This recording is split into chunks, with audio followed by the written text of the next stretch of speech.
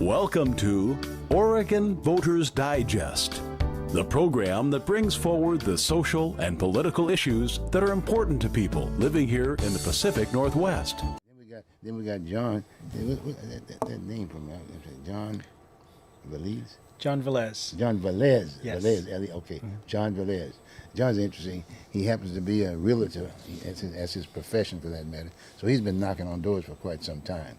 But better than that, he knows his territory. He knows his lane. And I want to thank you very much for running. It's not an easy task during that particular time. But knowing people and being in the people business is a very important piece in what we're doing, because you got to communicate to people, and that's the key to this whole business. So I want to thank you very much for running. Absolutely. But before we get into your campaign in terms of what do you bring to the table with the state of Oregon, we're going to talk a little bit about Hispanic Latino Month. Okay. You know, it's here now, and we basically we are a multitude of cultures here within this country, and it's always very important for the public to get a better feel of all of us. A lot of times we're talking about the whole issue of the borders and all kinds of the things that's so political aspect of it. Yeah. But we truly have a quite a community, if you will, and residents of Hispanic and Latino background.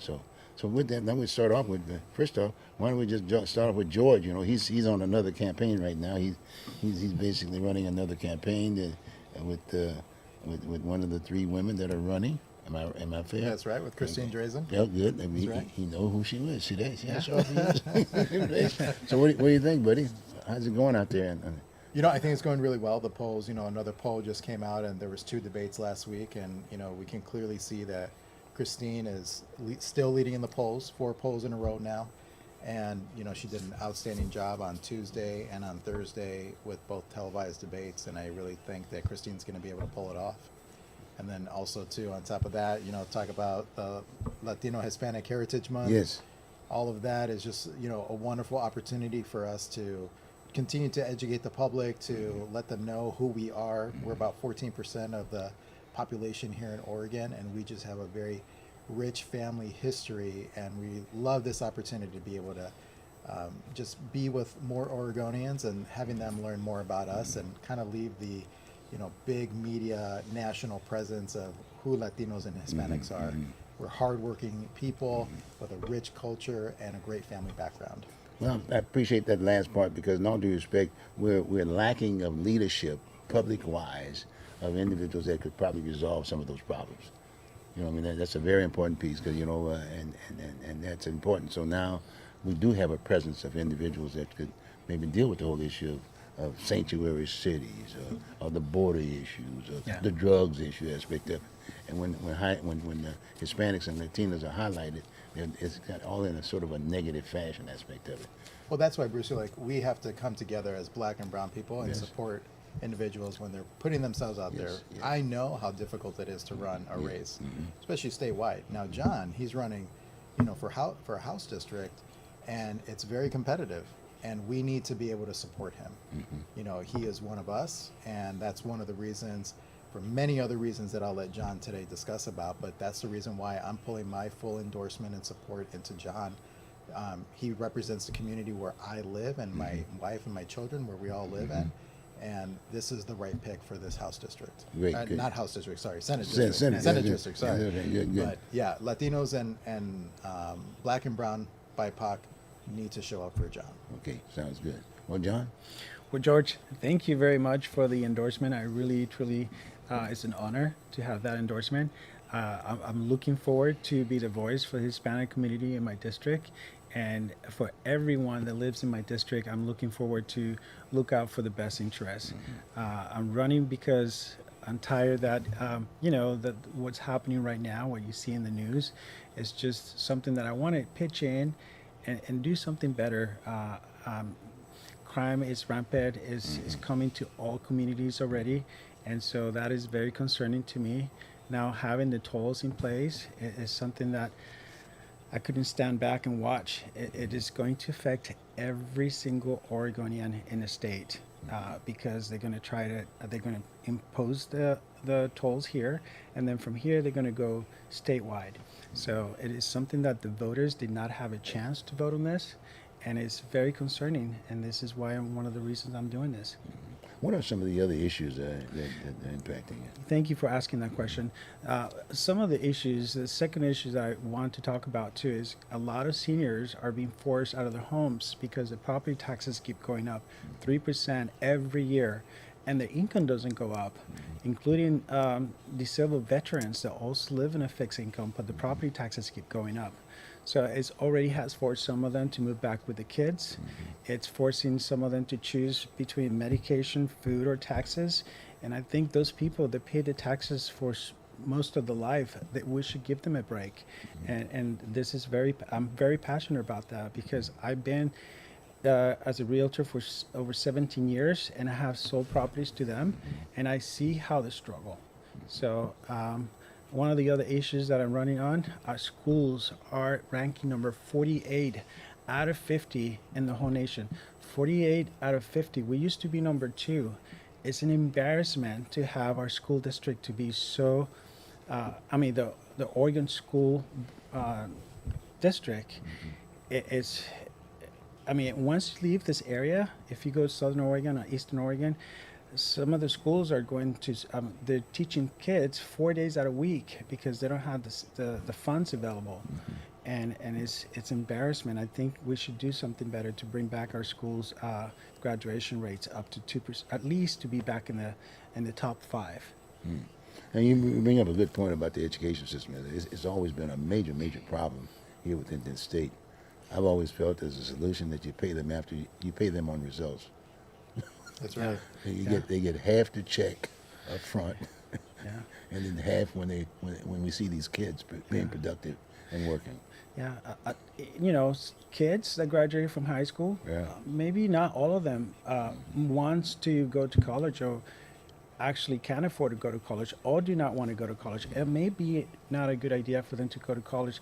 Rather than doing that, we should have more programs so they could learn how to do welding, do carpentry, build houses. Trades, Trade schools is just as important as it is universities and colleges, because those are very good paying jobs we need nowadays. So an electrician, plumbers, wow, they make a very good living. Those are very good living waging jobs that we need to bring back to the kids, so that they could have a trade after they graduate from high school and those trade schools. What about some of these other issues that you see on the tube that everybody sees? Because a lot of times, a lot of folks don't really look at media, but the fact of the matter is they are impacted, if you will, within their respective community. The homeless issue, you got the homeless issue aspect of it, and naturally after dark, that's when all the shootings and this, that, and the other, and cars driving in the neighborhoods and kids, just a whole different ball game. But that's our young folks in many ways. What do you think about that? Well, unfortunately, it's something that, again, we didn't have a choice on turning some of those bills, especially Measure Bill 110. Measure Bill 110 is horrible. It has no teeth to the law. I've done some ride along with police officers in my community. You would not believe what you see after 10 o'clock or 11 o'clock. Luckily, we have really good police department in my community, in Sherwood, King City, Sherwood, Wilsonville, King City, and Tiger. They actually have a police officer who is certified for mental health issues, accidents, or things that is important for somebody to be trained for that mental health issues. And they share that police officers because he's specialized and also certified to handle those cases. So our police department in Sherwood, they actually have a way to try to prevent crime before it happens. So after 10 o'clock at night, and I know this because I've done some ride along with them, after 10 o'clock, they know exactly where to go before the accident, before the crime happened. So they also train our community business owners to look out for crime, or for people that are kind of suspicious. And then at 10 o'clock, they just go and park their car in front of those, like Walmart, Target, other areas nearby. And so that's how, when they see the police officers there, then the criminals kind of step away from what they were going to do. And another part of this problem is that our state has been ruled for so many years with the same politicians that are just keeping things. Maybe the intention was good there, but having that Measure 110, it just decriminalizing drugs was a bad idea. Defunding the police was a bad idea. Um, and so that's what that have created. It created a vacuum for so many people from other states to come here because now they think they could do drugs, everywhere. Which it's insane. We need to stop that. And this is just something that's just come out of the air. But when you start thinking about the whole issue of the defunding police, it's not. The word should not have been defund. It should have been vetting. Vetting, Yeah. yeah, I like that. Yeah. In vetting, because Yeah. if you vet, you'll find that not in some cases, many cases, many of the organizations are basically you got more people sitting off the street as opposed to being on the street. Mm-hmm. These folks have all been trained as officers. Yeah. And just an idea. I'm just throwing something out there. Yeah. You're the guy who'll be out there. But imagine if we had more of those people who were sitting behind those desks in the offices to be on the street. They would be able to deal with a lot of the issues aspect of it, and then hire civilians. You got folks who are going to school or whatever, or those individuals that might be interested in being police officers or whatever. Let them work behind those desks. Those folks who have been trained, put them on the street. I'm just throwing something out to you. Mm-hmm. Not one of my concerns. Well, I Go think, on. when you look at it though, most sworn law enforcement officers are on the street. The problem is when you look at Oregon has a ratio of 1.2 officers per thousand. The national average is 2.4. We are far behind. We rank actually 48th in the country when it comes to cities, police per capita. So we are 48th. That's right. Listening to this interview today, Yes, right? yes. There's a lot of areas that Oregon is dead last in. And this is another example. We don't have enough police presence. It's great that the Wilsonville, Sherwood, Tigard, they're all combining forces in order to Good, be able to have one mental health specialist. Yeah. Honestly, that's not enough. No. They need more support. They need more law enforcement presence. They need more partnership with behavioral health, because it would be great is if each department has a representative that is on call 24/7, because police officers, guess what, there's a police presence 24 hours a day, 7 days a week. It doesn't matter what holiday there is. But we also need to support the police with behavioral health specialists and train them in behavioral health also around the clock. That is a major issue. And in all due respect, there's a lack of leadership at the state level. And you're going to be sitting at that table with all of these representatives throughout the state. We need facilities. We used to have a large facility here in the Beaverton area called Damage. In all due respect, developers came in there and picked up the land because it was a prime piece of property. Yeah. And they've not replaced it. Yeah. But that's happening all throughout the state to certainly. We just need some leadership. Yeah. We need focus, and and hopefully that's what you're going to be bringing to that table. You got to convince some folks. Yeah, we need more resources for mental health, drug addiction. We need the facilities to put those people in those areas so that they could actually get back on their feet and also be, someone that might want to go back to working and be a good person in society. But when they're on the drug addiction and they have mental issues, they are going to have problems trying to, figure out how to get back on their feet. But we need to help them by emphasizing and bringing those resources so that they are, forced to, go into those facilities so that they could get better. Otherwise, because if they're on the drugs and mental health, they're always going to try to stay there. But if you push them a little bit, this is going to be good for you, then that might be the push they need to get better and to get back on their feet. And then there's the job aspect of it. It's a social worker, so to speak, but in all due respect, it could be a trade. Yeah. You know what I mean? And implement it in the educational system. Start early in K1 to K12, right? Yeah. See what I'm saying? That's not happening. We don't have that point. Go on, George. Well, I think, so many things have gone wrong in Oregon, especially with our regulations, our policy on how we tax corporations here and small business. we have all this money, but we're investing in the wrong areas. So now we have all this money and we need to build an infrastructure, but yet we don't have the workers to do it. We don't even have the people to do the work that we need. And that's a failure of our government. That's a failure of our education system. That's the reason why we need a different type of leadership. We need to have checks and balance in the system. Right now we don't. Single party control has led us in this direction. That's why we have to start supporting candidates like John in order to be able to bring some balance into our system and start changing it and putting us back on the right direction. Maybe a couple of comments from you in regards to Christine. I saw those debates, by the way. There was some very interesting debates, and I saw two solid politicians. Yeah. And then I saw a person who was fresh and looking for change, and I was lacking basically how she basically responded in some cases. She did not get into those volatile areas. Yeah. In all due respect, race has always been an issue, and people are looking to the point now. They just, hey, look, what can't we do something different, if you will, and just deal with the issue of productivity and jobs and education and whatever. But I was saying to Joe, I'm sure you saw that as well. What I saw was two politicians. Yeah. Two people that have groomed themselves to be able to get to that stage. And then I saw Christine Drazen, who has groomed herself to be a leader.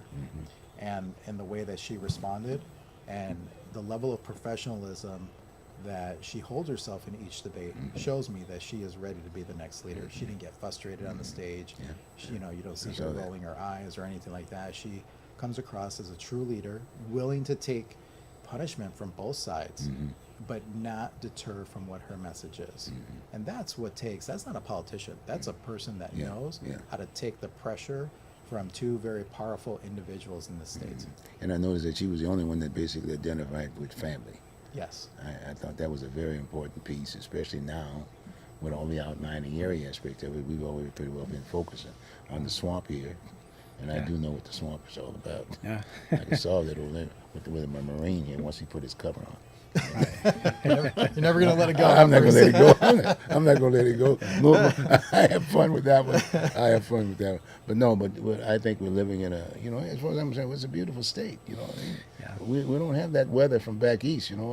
I tell people to visit but don't stay. I mean, that was a sign that I told Vic he should hang up on the. You know what I'm saying? Yeah. Okay. But anyway, final thoughts. What do you think? Well, I think if we have the voters to have the information they need to make the decisions and know exactly what's happening. The big issue here is these tolls have been imposed to them with no vote. They don't have a say. This is something that I don't mind having tolls on the road, and most people that I talk to, they want something out of it. Having this and not knowing about it, because almost 50% of the doors that I have knocked, they're not aware what's happening with these tolls. They go like, what tolls are you talking about? And so I just tell them, hey, I know you might not be up to date with this, but this is what's happening. They're going to start charging you $240 a month if you get on the freeways 5 days a week, starting in 2024. And then they go like, wait a minute, I don't want to pay $240 to get on the freeway. I have to go to work in downtown. So this is something that the people did not have a choice, did not have a voice, and we need to make it so that the people needs to have a voice on any decision that is going to impact our communities throughout the state, throughout my district.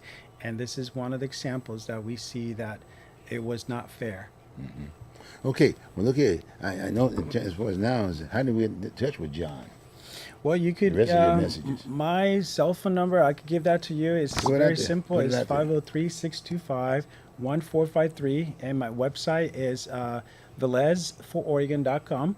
And you could go in there, check out my website. There's a couple of issues that I'm running on. Each one of those issues, if you click on it, it will give you more specific information what we need to do to make our state better. Okay, now I might add in terms of getting out the votes. Yes. The whole idea is that you can Google it too, especially seniors. We're not that familiar with all this website, this, that, and the other. But you can just go on your smartphone, and it's very simple. Just say, you mention your name, and guess who pops up? Yeah. You. Should be me. Should be me. And you got quite a line of both where you are and who you are and whatever. Yeah. So I would suggest to those viewing audience out there, Google his name. All you do is just Google his name, John Velez. John That's Velez. it, just John Velez, and you got video in there too. I noticed that. I have a video. The video talks a little bit about my humble beginnings. I came from a very humble beginnings, like I said, and you know, we all had to work to bring food on the table. We are a family of 11 kids. Wow. And a mother that, you know, she did everything she could to you know, help us grow, and she taught us the value of work ethics, and you know, it's the best teacher I ever had, and I'm so grateful for her, having her as my mother. And so, you know, we all needed to, like I say, pitch in, and thanks to her, I have the very strong work ethics, and I've been a business owner for most of my life because of her. And so I've been paying my taxes, and anyway, it's important to. What kind of business are you doing? You mentioned that. Right? I own real estate. Okay. Just my real estate office, and with a couple of buyers agents. I also have some rental properties. And we started a newspaper when I first started here. It was called Plain Shopper. And anyway, there was other businesses. I was a general contractor here in Portland for over 12 years. I was, you know, restoring homes back to the original. And then before that, I was working for Enterprise for a couple of years while I was going to college. And so, you know, that's it. Gee, George, homelessness. He's the solution. We work hard and Don't tear them up, you know. Rehab them, right? Right? Yeah. Exactly, yeah. And there's a lot of jobs there too, boy. There's a lot of Demolition jobs. contractors, there's all painters. You got Yeah. plumbing. You got electrical. Oh wow, you're going to be sitting good if you're sitting up in that legislature. But most of those folks, they have no idea Yeah. what an electrician is. we know? just need more land. We need more land to expand the building of new homes, and affordable housing is important. And it's very hard to find land nowadays. Even though Oregon is such a mass state with land, it's very land available to build. So we just need the government to give us extra land so that the builders could go in and do some more homes, affordable homes. And when you build a house, some cities charge somewhere between $50,000 to $60,000 just on application fees, just to get permits to build a house. That's a lot of money, which it get passed on to the consumers. So anyway. Well, you know, you know, that's a pretty hot, tough subject there. Because you think about, we got this big hit now that's being thrown on the table to all of us, for that matter, as far as taxpayers are concerned. Yeah. And we got the homeless situation, and all of a sudden it's just, you know, actually owning a home is a very major responsibility. Yes. And that is basically where you're supposed to be going to. Yeah. You got me? But in all due respect, in terms of affordability, being able to be a homeowner is another issue. Yeah. I mean, what we're looking at right now is, guess who's going to be picking up the tab? We are. Okay, and that's an area that folks are not. They've sort of shoved it around. They're not talking about this piece. Yeah. And then people are getting frustrated, and this, that, and the other. People don't want to work. Yeah. You got a lot of folks don't want to work. A lot of folks just say, "What the heck with the bills? I'll just go down and get myself a tent. I'll get far better opportunity than the person that's owning a home trying to struggle to make the payments." So Well, it's a job, but you got the background. Well, I have the background, and I think what we need is more land. Like I say, we need to build more affordable homes, and the government has to help in and pitch in, and also get some grant from the federal government and start building, you know, affordable homes, because it's right now it's all about supply and demand, and it's very little available, and whatever is available is through the roof in prices. They increase over the past 3 years over 50% of what you used to be. So it's But really remember, insane. John, this is a government of the people, by the people, and for the people. Absolutely. There's no such thing as a government. It's just sitting out there like some blob that's Yeah. got a big bank account. No, it's the individuals that have to pick up the tab. Yeah. And too often we tend to forget that. That's why we got to vote. We've got to vote big time for the right folks Absolutely. like John. Okay. We Well, this has just- been great. Good luck to you. You got the signs here. You ready to go? I'm I ready. understand you got a gentleman sitting up here right now. He's ready to go. He's got the signs up here ready. You're knocking on doors, huh? I've been knocking on doors every day.